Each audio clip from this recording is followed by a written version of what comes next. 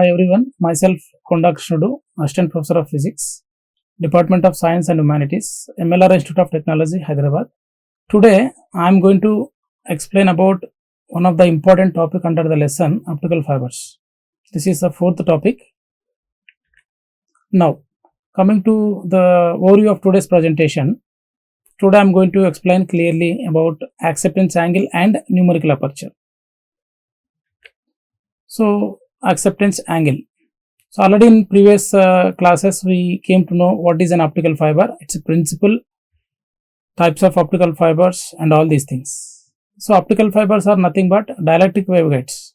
They are used to transfer information from one place to another place in the form of light. Optical fiber has three layers. The middle layer of it is core. Through the core medium it will propagate light. So, when we launch light into the optical fiber, the entire light may not pass through it. That is, only some rays which makes an angle of incidence greater than critical angle at core cladding boundary only will propagate to the other end. The other rays will refract into the cladding and they will last. That's why we need to know, or it is very essential to know up to what angle we have to launch light into the optical fiber, for which total internal reflection takes place at core cladding boundary. Using this, we are going to define the term acceptance angle. So, now acceptance angle. So, what is acceptance angle? The maximum angle of launch at one end of the optical fiber, for which total internal reflection takes place at core cladding boundary, is called acceptance angle. The maximum angle of launch at one end of the optical fiber, for which total internal reflection takes place inside the optical fiber, is called acceptance angle. To derive an expression for acceptance angle, we need to consider the longitudinal cross section of an optical fiber. So, this is the diagram which gives information about the longitudinal cross section. So, this is middle layer of the optical fiber, what is called core medium. Core is surrounded by the another cylindrical layer called cladding. Refractive index of core is taken as N1 here. Refractive index of cladding is taken as N2. We know the basic condition for total reflection is N1 should be greater than N2. That is, core is the denser medium here. And here on one side we are observing the launching zone. Launching zone here is nothing but air medium. Refractive index of air medium is taken as N0. So, generally it is taken as 1. So, this is fiber axis, the line which is passing through the middle of the optical fiber or middle of the core. One ray of light is entering into the optical fiber. This ray of light is moving from air medium to core medium. So, generally we know the property of light. Light always travels in straight lines. It has rectilinear propagation. But when it moves from one medium to another medium, it slightly deviates from its straight line path. That slight deviation is called refraction. Now, this is the incident ray. The angle of incidence is taken as alpha I. When it moves from air medium to core medium, instead of moving straight, it will slightly deviate. This deviated ray is called refracted ray. The angle of refraction is taken as alpha r. Here one normal is taken at core cladding boundary. This refracted ray is going to incident at core cladding boundary at point B. So, when the angle of incidence greater than critical angle at this point P, then only it will come back into the same medium. Then it is called total internal reflection. So, that is how the two conditions are required for total reflection. N1 should be greater than N2 and angle of incidence should be greater than critical angle. Now, up to what angle of incidence at alpha I, total internal reflection takes place at point B. That is what is called acceptance angle. That we are going to derive. For that, we need to construct a triangle ABC here. Using this triangle ABC, we are going to derive expression for acceptance angle. So, first of all, we have to write expression for angle of refraction using the triangle ABC. From triangle ABC, alpha r can be written as 90 minus 5. Now, we are using Snell's law. Snell's law of refraction we are using for air and core medium, where refractive index of air is N0, refractive index of core is N1. When we apply Snell's law, it can be written as N0 sin I is equal to N1 sin R. Now, sin alpha equal to N1 by N0 sin alpha R, and we can replace alpha R with this equation here, so that it will become N1 by N0 sin 90 minus phi. We know sin 90 minus phi is cos phi. So finally sin alpha I equal to N1 by N0 cos phi. Now we are going to apply one condition. If alpha I is equal to alpha I maximum, in that case phi will become equal to phi c. Angle of incidence, if alpha equal to alpha I maximum, in that case we have to replace phi with phi c, where phi c is called critical angle. Now, using this condition in this equation, that equation can be written as like this: sin alpha I maximum equal to N1 by N0 cos phi. So we know critical angle expression. Actually, sin theta c equal to N1 by N0. In that case, theta c is taken as sin inverse N1 by N0. So using that critical angle expression, we can write cos phi here. So cos phi generally we will written as root of 1 minus sin square phi c, and we know sin phi c is nothing but N1 by N0. Using sin phi c equal to N1 by N0 in this equation, we will get this expression 1 minus N2 square by N1 square, and finally root of N1 square minus N2 square by N1, where N1 N2 are refractive indices of core and cladding.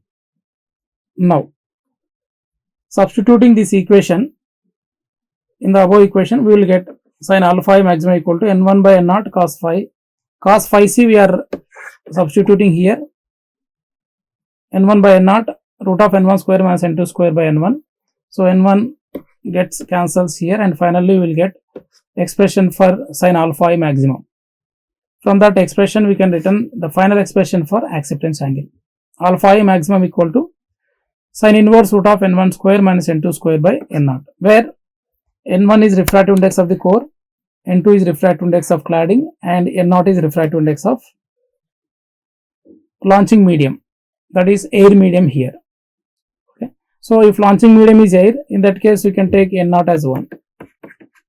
If the launching medium is some other medium, then we can use the refractive index of N0 as accordingly. So finally we got expression for acceptance angle, that is alpha I maximum, that equal to sin inverse root of N1 square minus N2 square by N0. Now, the next continuation for this topic is numerical aperture. What is numerical aperture? So numerical aperture is one more important optical parameter which gives information about light collecting or light gathering capacity of an optical fiber. Light collecting or light gathering capacity of an optical fiber is called numerical aperture, or sign of the maximum angle of acceptance is called numerical aperture of the optical fiber. So using this definition, we can write expression for numerical aperture. So numerical aperture equal to sign of acceptance angle. Sign of acceptance angle is called numerical aperture, and using that expression here, and finally we will get expression for numerical aperture as Na is equal to root of N1 square minus N2 square by N0. If the refractive index of the launching medium N0 is 1, if it is air, Na can be simply written as N1 square minus N2 square. So from this expression, we can say that numerical aperture is the parameter which merely depends upon the refractive index of core and cladding. It never depends on the fiber material and its dimensions. That is what is called numerical aperture. Now, this is numerical aperture expression in terms of N1 and N2. Now we are going to express numerical aperture in terms of delta.